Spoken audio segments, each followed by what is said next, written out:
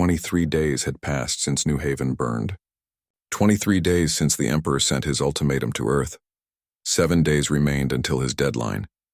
The Velcran military waited for humanity's response, but nothing came.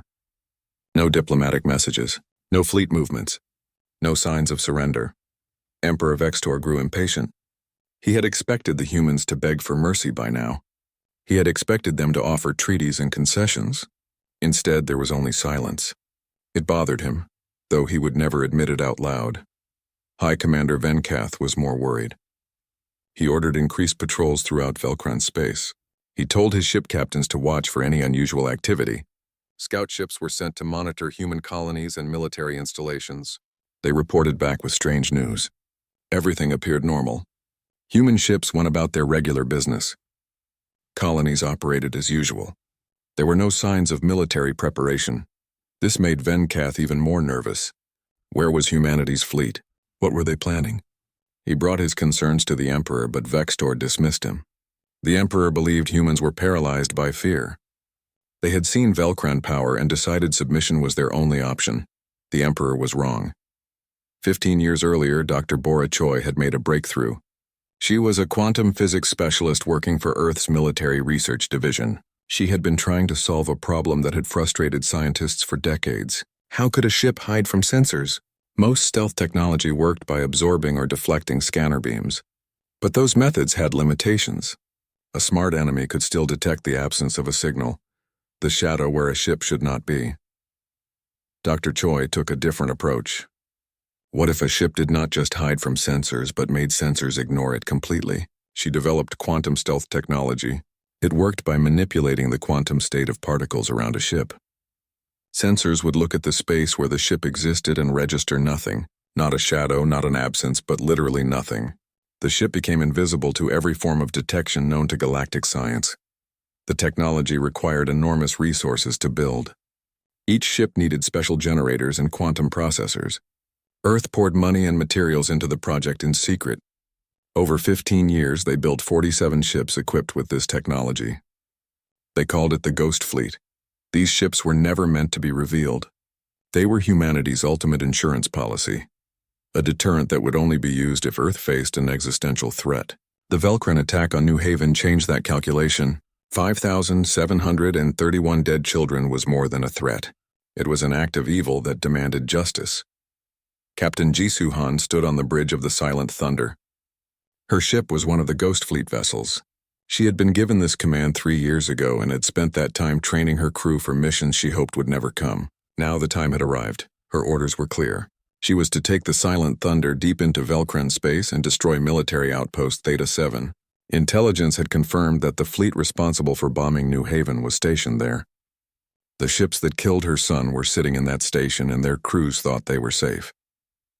Jisoo struggled with her feelings. Part of her wanted revenge. She wanted to make the Velcran suffer like she had suffered. But another part of her, the part that remembered her son's gentle nature and kind heart, recoiled at the idea of becoming like the enemy. Admiral Kang had given her explicit orders. Military targets only. No civilian casualties. Humanity would not win this war by becoming monsters. The Silent Thunder jumped to hyperspace. The journey to Velcran space took 3 days. During that time, Jisoo prepared her crew. They checked weapon systems. They reviewed their targets. They practiced combat drills.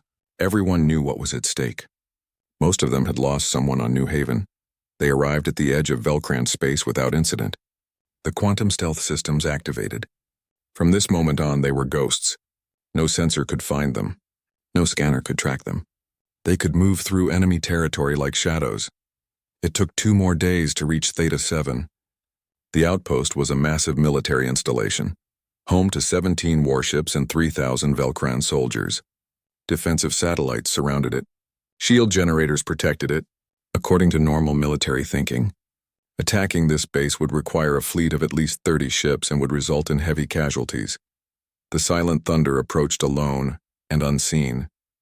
Jisoo positioned her ship carefully. She had to be close enough to ensure accuracy, but far enough to escape if something went wrong. Her weapons officer identified all 17 enemy warships. Her tactical officer plotted firing solutions. Her engineer confirmed that all systems were ready.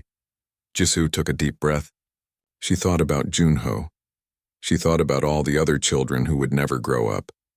She thought about the parents who would never hold their kids again. Then she gave the order to fire. The silent thunder unleashed its weapons. Missiles streaked through space, followed by energy beams. The Velcran never saw them coming. Their shields were down because they thought they were safe in their own territory. Their weapons were inactive because there were no threats to shoot at. The first warship exploded in a ball of fire. Then the second. Then the third. The Velcran scrambled to respond, but they could not find their attacker. They activated their sensors and scanned in every direction but found nothing. How could they shoot at an enemy they could not see? 8 minutes after the attack began, all 17 warships were destroyed. The outpost's defensive satellites were disabled. Its communication arrays were in pieces. And the silent thunder vanished back into the darkness of space before reinforcements could arrive. When news of the attack reached Emperor Vextor, he was furious. He demanded to know how a human ship had penetrated so deep into Velcran space undetected. His scientists had no answers. His military commanders had no explanations. One of their major bases had been destroyed, and they had not seen the attacker. But the attack itself was not the most disturbing part. What happened next made the Velcran truly afraid. Every communication device in the Velcran Empire received a message. It appeared on screens in homes and offices. It appeared on military displays. It appeared on the Emperor's personal hologram projector. The message contained a list of names. 5,731 names. Every child who had died on New Haven. Each name was listed with an age. Hunyohan, age 7. Narikang, age 9. Yukchoi, age 12. Minjiyun, age 14. On and on the list went thousands of names of children who would never get to grow up. Below the names was a simple sentence. We remember. All of them. The message could not be deleted. It could not be blocked. It stayed on every screen for exactly 1 hour, and then it disappeared. But the fear it created did not disappear. Velcran civilians began to panic. If humans could hack into every device in the Empire, what else could they do? If humans could destroy a military base without being seen, where would they strike next? High Commander Venkath called an emergency meeting with his top officers. He told them they were no longer hunting humans. They were being hunted. The humans had technology the Velcran did not understand. They had capabilities that should not exist. And worst of all, they had motivation. They were not fighting for territory or resources. They were fighting for their dead children. One of his officers asked what they should do. Venkath had no good answer. How do you fight an enemy you cannot see? How do you defend against ghosts? Emperor Vextor refused to show fear publicly. He went on broadcasts and told his people that the attack was a minor setback. He said the Velcran military would crush humanity. He said there was nothing to worry about. But in private, he was not so confident. He ordered his scientists to work day and night to find a way to detect the human ships. He ordered his military to protect every important installation. It was not enough. Over the next 2 weeks, the Ghost Fleet struck 17 more targets. Supply depots exploded. Shipyards burned. Communication relays went dark. Every attack was precise and surgical. Every target was military. Not a single Velcran civilian was harmed. This was deliberate. Humanity was proving a point. They were showing that they could be ruthless without being cruel. They could bring justice without becoming murderers. Each time the Ghost Fleet struck, another message appeared across the Velcran Empire. Sometimes it was just numbers. The number of children killed. The number of days since the attack. Sometimes it was names. Sometimes it was pictures of the children, smiling and happy, alive in moments that would never come again. The psychological effect was devastating. Velcran military morale collapsed. Soldiers began questioning their orders. Ship captains refused to go on patrols, knowing they might be the next target. Some colonies declared that they wanted no part of the Empire's war with humanity. On Earth, Admiral Kang watched the reports. Dr. Choi asked him if this was what he had wanted. Was breaking the Velcran Empire the goal? Kang shook his head. Breaking the Empire was not the goal. The goal was simple. He wanted the people responsible for New Haven to face justice. He wanted the Emperor and his commanders to answer for what they had done. He wanted every species in the galaxy to understand that killing human children would never be tolerated. 43 days had passed since New Haven. The Velcran Empire was falling apart from the inside. The human ghost fleet had struck so many targets that the Velcran military had lost nearly half of its fighting strength. Ships sat in dock because they had no fuel or ammunition. Soldiers deserted because they did not want to die fighting an invisible enemy. The Galactic Council finally decided to act. Representatives from 127 species gathered on the neutral station of Harmony Point. They met to discuss what should be done about the human-Velcran war. Some species demanded that both sides be forced to stop fighting. Others said the Velcran deserved what they were getting. A few quietly admitted they were relieved someone was finally standing up to Velcran aggression. Ambassador Lix Torval represented what was left of the Velcran government. He was one of the few Velcran who had studied human history. He had read about Earth's wars, about how humans fought each other with terrible weapons. He had warned the Emperor that attacking humanity was dangerous. Nobody had listened to him then. Now they wished they had. Torval stood before the council and pleaded for them to intervene. He said the Velcran Empire was willing to negotiate. They would pay reparations for New Haven. They would surrender the officers responsible for the attack. They would agree to any reasonable terms. He just needed the council to make humanity stop. Earth's representative was a woman named Yunji Park. She was a diplomat who had lost her nephew on New Haven. When it was her turn to speak, she walked to the center of the council chamber. She did not raise her voice. She did not show anger. She simply stated facts. She said the Velcran Empire had committed mass murder. They had deliberately targeted children. They had bragged about it and used it to threaten Earth. Now they wanted the council to save them from the consequences of their actions. Yunji looked at each council member as she spoke. She asked them a simple question. If someone murdered 5,731 of their children, would they forgive? Would they negotiate? Or would they demand justice? The council chamber was silent. Nobody had an answer. Finally, the council leader said they would consider the matter and vote. But before they could vote, Yunji added one more thing. She said humanity had broken no galactic laws. Everything they had done was legal retaliation for an unprovoked attack. If the council tried to stop Earth, humanity would leave the Galactic Council permanently. The vote was never held. The council decided to do nothing. They would observe but not interfere. Ambassador Torval left the meeting knowing his empire had no help coming. Back in Velcran space, things were getting worse. Colony worlds were declaring independence from the empire. They said they would not fight for an emperor who had brought this disaster upon them. Trade routes collapsed. The economy fell into chaos. Food shortages began on some worlds. High Commander Venkath saw what was happening. The empire was dying, not from human attacks but from its own fear and corruption. He decided to take action. He gathered loyal military units and attempted a coup against Emperor Vextor. He believed that if he could take control, he could negotiate an honorable surrender with humanity. The coup failed. The Emperor's personal guard fought against the military units. The battle lasted 6 hours and killed thousands of Velcran soldiers on both sides.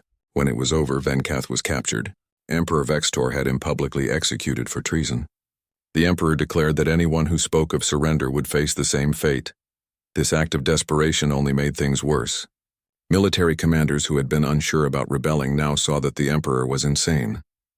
More ships defected. More colonies broke away. The Velcran Empire, which had ruled 300 star systems, was crumbling. On Earth, Dr. Bora Choi watched the news reports with a heavy heart. She saw Velcran civilians suffering because their economy had collapsed. She saw children who were hungry because supply ships no longer ran. She went to Admiral Kang and asked him if this was right. Were they punishing the Velcran people for the crimes of their leaders? Kang listened to her concerns. He understood what she was saying. He did not want innocent people to suffer, but he also pointed out that humanity had only targeted military installations. They had not bombed Velcran cities. They had not killed Velcran children. The suffering of Velcran civilians was a result of their empire's collapse, not human attacks. Dr. Choi asked how this was different from what the Velcran had done to New Haven. Both resulted in suffering. Admiral, Kang pulled up footage from New Haven. He showed her the destroyed schools, the burned hospitals, the bodies of children. Then he pulled up footage from the latest Ghost Fleet strike. It showed a Velcran military depot exploding. No civilians anywhere near it. 0 non-military casualties. He said the difference was simple. Humans targeted those who made war. The Velcran had targeted children. That was the difference between justice and murder. That was the line humanity would never cross. Dr. Choi remained troubled but accepted his logic. She returned to her work. The Ghost Fleet needed constant technical support to maintain their stealth systems. Her team worked around the clock to keep the ships invisible. Meanwhile, Admiral Kang prepared to send a new message to Emperor Vextor. This would be the final warning before the last phase of the operation began. He recorded the message himself, speaking directly to the camera. He said, "Emperor Vextor, you wanted to teach humanity a lesson. You wanted to show us our place in the galaxy. Consider this your education. We are not like the other species you have bullied and conquered. We remember every wrong done to us. We honor every life taken from us." Kang continued, "You killed 5,731 human children. You destroyed their futures. You broke their parents' hearts. You thought we would accept this. You thought we would negotiate or submit. You were wrong." His voice grew harder. "We are coming for you. Not for conquest. Not for territory. Not for revenge. We are coming because those 5,731 children will never come home. And you will answer for that. You will answer to every parent who lost a child. You will answer to the galaxy. You will answer to justice." The message ended with a countdown. 7 days until the fleet reached Velcros Prime, the Velcran homeworld. 7 days until the Emperor faced judgment. When Emperor Vextor received the message, he watched it alone in his throne room. For the first time since the war began, he felt real fear. He had expected humans to fight like other species. He had expected them to be reasonable, to eventually negotiate. He had not expected this cold, calculated determination to see him personally brought to justice. He called his remaining military commanders and ordered them to defend Velcros Prime with everything they had left. He activated the planetary defense grid. He recalled every ship that could still fly. He turned his homeworld into a fortress, but deep down he knew it would not be enough. The humans had been invisible for weeks. They had destroyed base after base without being detected. What made him think he could stop them now? Lieutenant Dae-ho Yoon prepared for the ground assault. He was 29 years old and commanded a unit of Marine Force recon specialists. These were the best soldiers humanity had. They trained for the most difficult missions. Now they were being sent to capture the Emperor's palace. Dae-ho had lost his sister Minji in the New Haven attack. She had been 14 years old and wanted to be a doctor. She had been smart and kind and full of dreams. Now she was gone, and Dae-ho carried her memory with him every day. He briefed his unit on the mission. They would drop onto Velcros Prime in stealth pods. They would fight their way into the palace.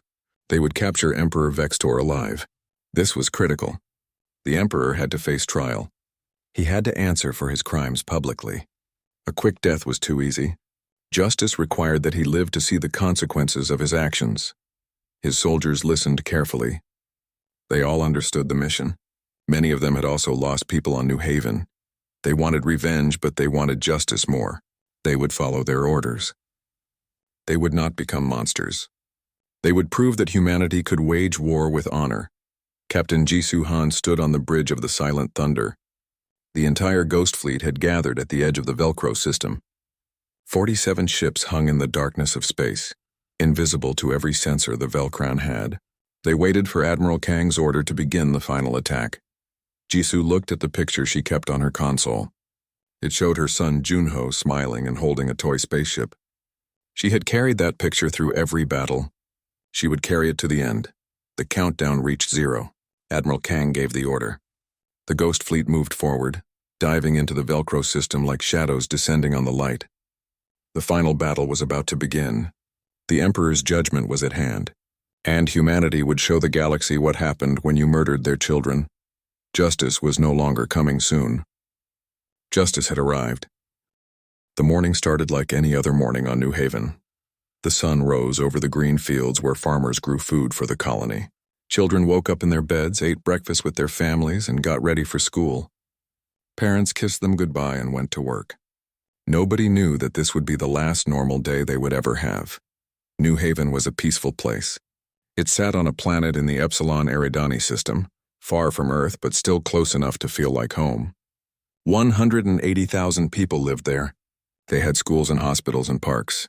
They had farms and small factories. They were building a new life on a new world. Most importantly, they were safe.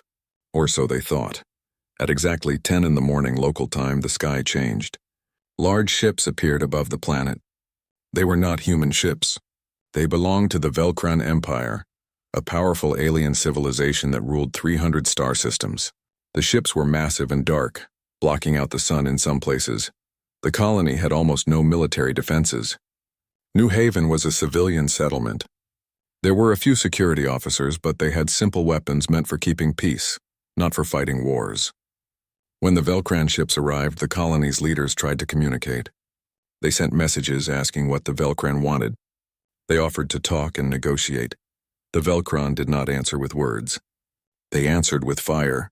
Beams of energy shot down from the ships. They hit schools first, then hospitals, then homes where families lived. The attack was deliberate and calculated.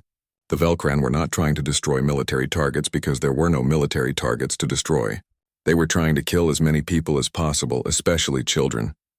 The bombardment lasted 47 minutes. In those 47 minutes, entire neighborhoods turned into ash. Buildings collapsed. Fires spread everywhere.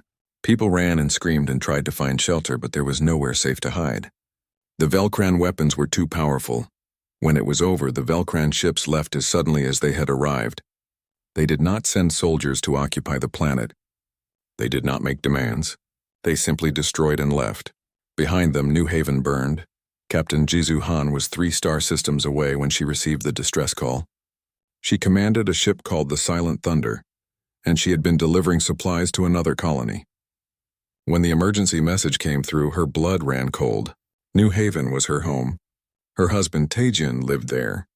Her 7-year-old son Junho was supposed to be at school. She ordered her crew to jump to hyperspace immediately. The journey took 6 hours. Those were the longest 6 hours of her life. She tried calling her husband's communication device. No answer. She tried calling the school. No answer. She tried calling anyone on New Haven. Only silence came back. When the Silent Thunder arrived at New Haven, Jisoo could not believe what she saw. The colony was destroyed. Smoke rose from 100 different fires. From orbit, she could see the damage clearly. The schools were gone. The hospital was a crater. Entire residential zones had been wiped off the map. She took a shuttle down to the surface. Her hands shook as she flew over what used to be her neighborhood. Everything was rubble and ash. She landed near where Junho's school had been. The building was completely destroyed. Only the foundation remained, blackened and broken. Jisoo searched through the ruins. She called out her son's name again and again. Other survivors were doing the same thing, crying and digging through debris looking for their loved ones. She found Junho's school bag in the rubble. It was burned but still recognizable. Inside was his homework and a drawing he had made for her. Nothing else remained. She collapsed to her knees, holding the bag against her chest. Around her, other parents were making the same terrible discoveries. The Velcran had killed 5,731 children. 5,731 futures erased in 47 minutes. Jisoo activated her ship's recording system. She documented everything she saw. The destroyed schools, the burning homes, the bodies, the grief. She sent all of it back to Earth High Command. They needed to see what had happened. They needed to know what the Velcran had done. On Earth, Admiral Minho Kang received the transmission.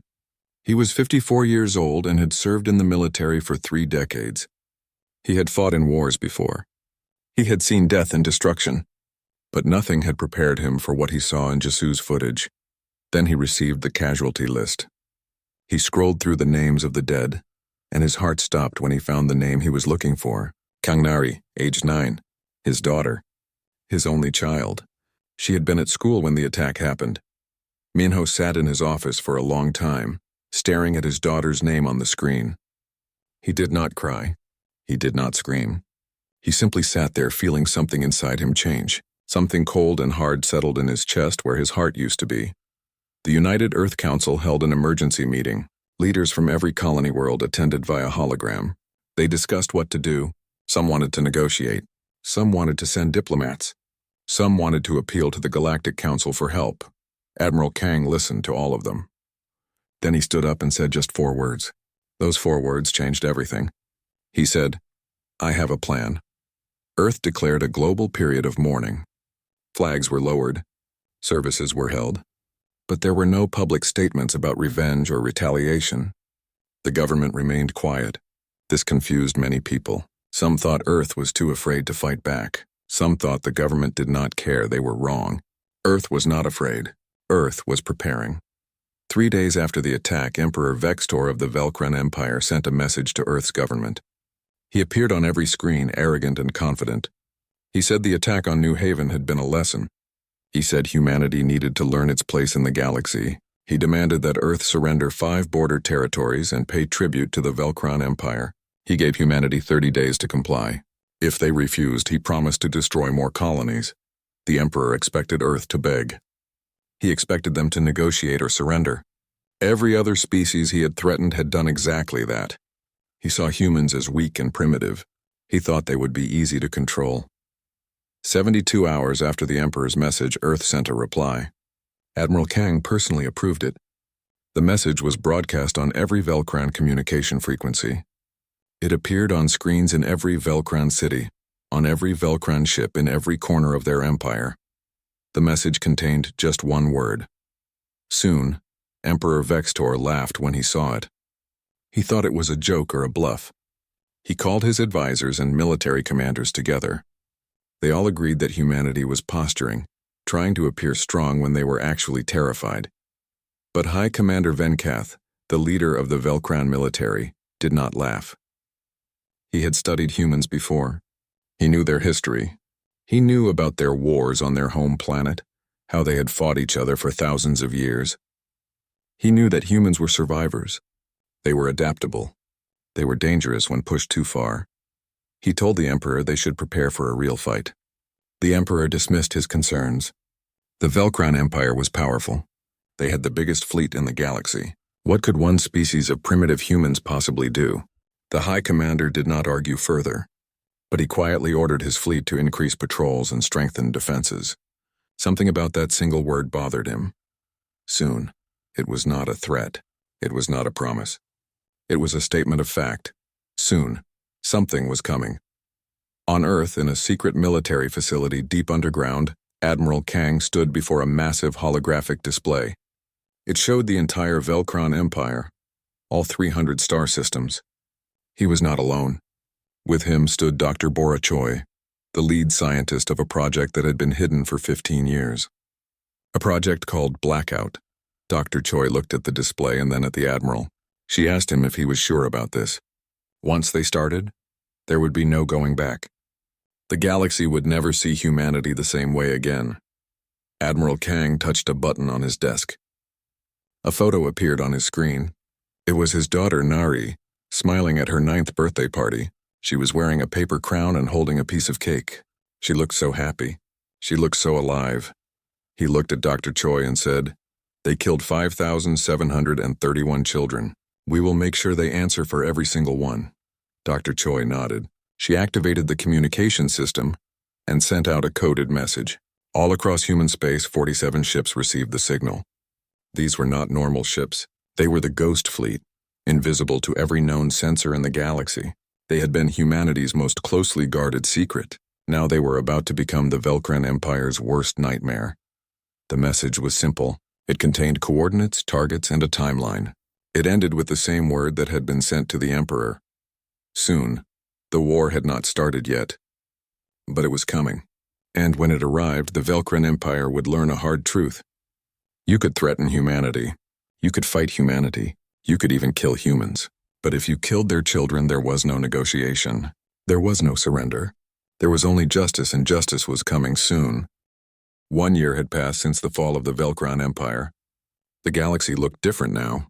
Former Velcran colonies were independent worlds, building their own governments and choosing their own futures. Some asked for human help. Others wanted to stand alone. Humanity respected both choices. On Earth, in a special courthouse built for the occasion, Emperor Vextor stood trial. Representatives from 47 species attended as observers. The trial was broadcast across the galaxy. Everyone would see that justice was real, not just revenge disguised as law. The prosecution presented evidence for 6 weeks. They showed footage of the New Haven attack. They played recordings of the Emperor's orders. They brought forward survivors who testified about what they had seen and lost. The Emperor had lawyers who defended him as best they could, but there was no defense for what he had done. The International Tribunal found Emperor Vextor guilty of crimes against sentient species. The punishment was life imprisonment, not execution. Humanity wanted him to live a long time thinking about his crimes.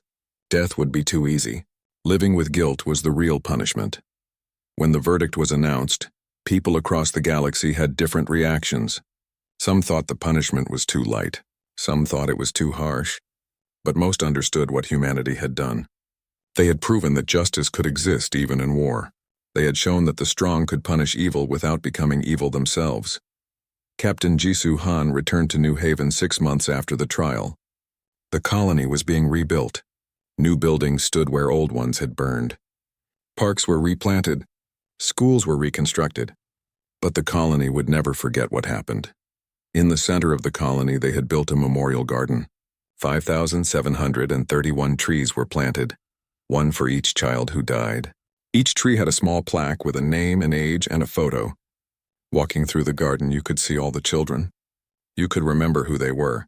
Jisoo found the tree planted for her son Junho. It was a young maple tree that would grow tall and strong over the years. She sat beneath it and took out the toy spaceship she had saved from his room. She placed it at the base of the tree. She said she was sorry she could not save him, but she had made sure he would never be forgotten. Other parents came to the garden that day. They walked among the trees and found their children. They cried and remembered and supported each other. The garden was a place of sadness, but also a place of healing. It reminded them that their children had been real and loved. Their lives had mattered. Admiral Minho Kang had retired from military service. He came to the memorial garden often. He would stand at Nari's tree and talk to her like she was still alive. He told her about his day. He told her he missed her. He told her that justice had been done. One day, a young girl approached him at the garden. She was maybe 8 years old with curious eyes. She asked if he had lost someone. Kang nodded and pointed to Nari's tree. The girl said she was sorry. Then she said something that made Kang smile for the first time in months. She said her teacher told her that all the children who died were heroes. They made the galaxy safer for everyone. Kang thought about that. Nari had not chosen to be a hero. She had just been a little girl who wanted to learn and play and grow up. But in her death, she had become part of something bigger. Her memory had driven humanity to demand justice, and that justice had changed the galaxy. Dr. Bora Choi continued working on Project Blackout, but with a different purpose now. Instead of making weapons, she used the quantum stealth technology for peaceful purposes. She developed early warning systems that could detect threats before they became attacks. She shared this technology with other species to help prevent future wars. She also worked with former Velcran scientists on reconciliation projects. At first, it was awkward. The Velcran scientists felt guilty about what their empire had done. The human scientists were angry about what they had lost. But slowly, they learned to work together. They realized that ordinary people on both sides just wanted peace. One of the Velcran scientists told Dr. Choi that he had lost his own child during the war. Not to human attacks, but to the chaos that followed the Empire's collapse. He said he understood now what human parents had felt. Loss was loss, no matter who caused it. Dr. Choi realized that war created victims on all sides. The goal now was to make sure there were no more wars. Lieutenant Daeho Yoon left the military and became a teacher at the Earth Defense Academy. He trained the next generation of soldiers, but he taught them something unusual. He did not just teach them how to fight. He taught them when not to fight. He taught them about restraint and honor and the difference between justice and revenge. He told his students about his sister Minji. He showed them her picture. He talked about her dreams and her kindness. Then he told them about the Velcran civilians he had protected during the assault on the palace. He said Minji would have wanted him to do that. She would not have wanted him to become a monster in her name. Daeho also established the Minji Yoon Foundation. It was an organization dedicated to protecting children in conflict zones across the galaxy. The foundation provided shelters, medical care, and education for children caught in wars. It worked with dozens of species. Even some former Velcran worlds supported it. The Galactic Council changed after the war. Humanity became one of the leading voices in galactic affairs. Other species listened when humans spoke because they had proven they could back up their words with action. But more importantly, they had proven they used that power responsibly. New treaties were written to protect civilian populations during warfare. Rules were established about what weapons could be used and what targets were acceptable. The Velcran War became a case study in how conflicts should be fought. Military targets only, civilians protected, war criminals brought to justice. Ambassador Lix Torval, the Velcran diplomat who had warned his emperor about humanity, now worked with Earth's government. He helped former Velcran worlds transition to independence. He also wrote a book called The Price of Arrogance. It told the story of the war from the Velcran perspective. He admitted his species' mistakes. He praised humanity's restraint. He argued that the war had been necessary to stop greater evils. Not everyone agreed with Torval. Some Velcran still hated humans for destroying their empire. Some humans still hated Velcran for killing their children. But most people on both sides wanted to move forward. They wanted to build a better future. 5 years after the war, the Memorial Garden at New Haven held a special ceremony. The 5,731 trees had grown. The garden was beautiful now, full of life and color. People came from across the galaxy to see it and pay their respects. Admiral Kang, now an old man, spoke at the ceremony. He stood before the gathered crowd and looked out at the trees. He said they were there not to celebrate war, but to remember why peace mattered. These children had been humanity's future. They had been hope and potential. They were taken too soon. He said humanity had fought to ensure that no parent anywhere in the galaxy would face what they had faced. They fought so that children everywhere could grow up safe. The war was over. The empire that committed the crime had fallen. But the memory remained, and that memory would keep the galaxy honest. Kang said 3 words that became famous across the galaxy. He said, "Remember New Haven." Those 3 words became a reminder, a warning, a promise. Evil would be answered. Justice would prevail. Children were sacred. At the end of the ceremony, a young girl stepped forward. She was 9 years old, the same age Nari had been when she died. She carried a small tree in a pot. This tree would be number 5,732. It would not be planted for a child who died. It would be planted for the future, for all the children who would now grow up in a safer galaxy. The girl planted the tree in the center of the garden. As she did, people from dozens of species watched. They understood what the tree meant. It meant hope. It meant that good could come from tragedy. It meant that the sacrifice of those 5,731 children had not been in vain.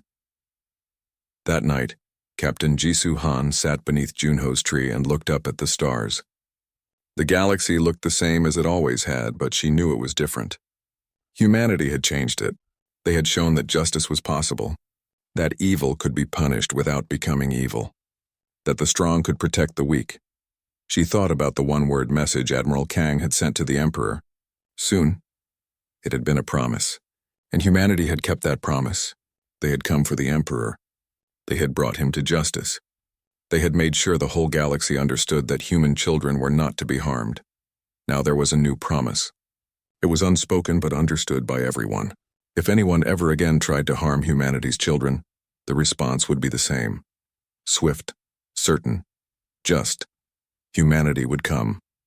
And they would never stop until justice was served. The Memorial Garden stood as proof of that promise. 5,732 trees growing together, reaching toward the sky. From orbit, you could see the pattern they made. It looked like a constellation of new stars, a reminder written in living wood that could be seen from space. 67 days after New Haven burned, the Ghost Fleet appeared in orbit around Velcross Prime. One moment, the planet's sensors showed empty space. The next moment, 47 human warships materialized like nightmares made real. The Velcron defenders had been watching and waiting, but they never saw the humans coming until it was too late. The Velcron defense fleet launched immediately. They had 83 warships protecting their homeworld. It should have been enough. In normal circumstances, 83 ships could hold off 47 attackers long enough for reinforcements to arrive. But these were not normal circumstances. The Velcron had never fought an enemy like this. Captain Jisoo Han coordinated the assault from the Silent Thunder. She had done this many times now. She knew how to fight invisible. She knew how to strike before the enemy could respond. Her voice was calm as she gave orders to the fleet. Target the command ships first, disable their communications, then destroy their weapons platforms. The battle lasted 23 minutes. That was all the time it took for the Ghost Fleet to destroy the Velcran defense force. The human ships moved through space like dancers, never staying in one place, never giving the enemy a clear target. The Velcran fired wildly, hoping to hit something. They hit nothing but empty space. When the last Velcran warship exploded, the Ghost Fleet turned its attention to the planetary defenses. Velcross Prime had powerful orbital weapons designed to shoot down attacking ships. These weapons were controlled by sophisticated computer systems. Dr. Choi's team had spent weeks preparing a cyber attack, specifically for this moment. The attack virus uploaded into the defense network. Within seconds, every orbital weapon platform went offline. The shields protecting the Emperor's palace flickered and died. Velcross Prime was defenseless. The humans could have bombed the entire planet from orbit. They could have done to the Velcran homeworld what the Velcran had done to New Haven. They did not. That was not justice. That was revenge. Humanity had not fought this war to become murderers of children. They had fought to bring criminals to trial. Lieutenant Daeho Yoon and 500 Marines launched from the troop carriers in drop pods. The pods streaked through the atmosphere like falling stars. They landed around the Emperor's palace in a coordinated assault. The palace was massive, a structure of polished stone and metal that covered several square miles. It was beautiful and imposing, designed to show the power of the Velcran Empire. That empire was about to fall. The Imperial Guard fought hard. They were the Emperor's personal soldiers, trained from birth to protect him. They wore advanced armor and carried powerful weapons. They knew the palace layout perfectly and used it to their advantage. But the human Marines were better trained and better motivated. Every Marine was fighting for the memory of dead children. Daeho led his unit through the eastern wing of the palace. They moved room by room, clearing each space methodically. When they encountered Imperial guards, they gave them a chance to surrender. Some did. Some chose to fight. Those who fought died. Those who surrendered were taken prisoner and treated well. Humanity followed the rules of war even when their enemies had not. As they advanced, Daeho found Velcran civilians hiding in the palace. Servants and administrators who had nowhere to run. He ordered his Marines to evacuate them safely. This surprised the Velcran. They expected humans to kill everyone they found. Instead, the Marines escorted civilians to designated safe zones and gave them food and water. One young Velcran woman asked Daeho why they were being kind. Her people had killed human children. Why did humans care about Velcran civilians? Daeho looked at her and said something he had been thinking about for weeks. He said his sister Minji had been 14 years old. She wanted to help people. She would be sad if he hurt innocent people in her name, so he would not. He would fight those who deserved to be fought, and he would protect those who deserved protection. That was the difference between justice and revenge. It took 6 hours to secure the palace. The Imperial Guard fought bravely but ultimately fell. When the last resistance was cleared, Daeho and his team advanced to the throne room. This was where Emperor Vextor had ruled the Empire for 40 years. This was where he had given the order to bomb New Haven. The throne room doors were massive slabs of decorated metal. Daeho's demolition expert placed charges on the hinges. The doors blew inward with a thunderous crash. Daeho and his Marines rushed inside, weapons ready. Emperor Vextor sat on his throne. He was alone. His guards were dead or captured. His empire was destroyed. His fleet was defeated, but he sat there with his head held high, refusing to show fear. Daeho approached the throne slowly. His Marines spread out in a defensive formation. The Emperor looked at them with contempt in his eyes. He said they thought they had won. They thought this was over. But all they had proven was that they were no different from the Velcran. They were just as brutal and violent. Daeho stopped a few feet from the throne. He said the Emperor was wrong. Humanity was very different from the Velcran. They had come for the Emperor, not for his children. They had destroyed his military, not his schools. They had fought a war, not committed murder. The Emperor started to respond, but Daeho cut him off. He said the Emperor would have his chance to speak at his trial. He would have lawyers and judges. He would have due process. His victims on New Haven got none of those things. They got bombs and fire and death, so the Emperor should consider himself lucky that humanity believed in justice. Imperial guards suddenly burst from a hidden door, making a last desperate attempt to save their emperor. The firefight was brief and brutal. When it ended, the guards were dead and one Marine was wounded. Deho secured the emperor in restraints and called for extraction. As they led Emperor Vextor from his throne room, he saw the palace in ruins around him. He saw his guards dead. He saw human Marines treating Velcran civilians with respect and care. For the first time, he began to understand what he had done. He had not attacked a weak species. He had attacked a strong species that chose to be gentle until forced to be otherwise. Admiral Minho Kang arrived on Velcros Prime 3 hours later. He came in a shuttle that landed directly at the palace. He wanted to see the Emperor personally. He needed to look into the eyes of the man who had ordered his daughter's death. They brought the Emperor to what had been his own conference room. Kang sat across from him.